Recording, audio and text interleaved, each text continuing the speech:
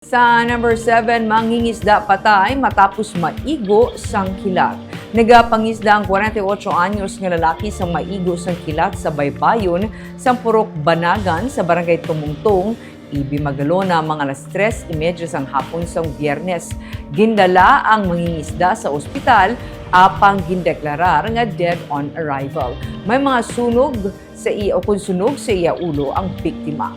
Ginsiling ni Police Captain Giancarlo Manya, hepe sang Ibi Magalona PNP, nga mabaskog ang ulan sa nagluntad ang insidente. Sa tungation, may iban man nga mangingisda ang yara sa lawod apa ang biktima lang ang naigo sang kilat suno sa hepe. Ini ang una nga beses ini nga tuig nga may napatay sa Ibi Magalona bangod sa igo sang kilat.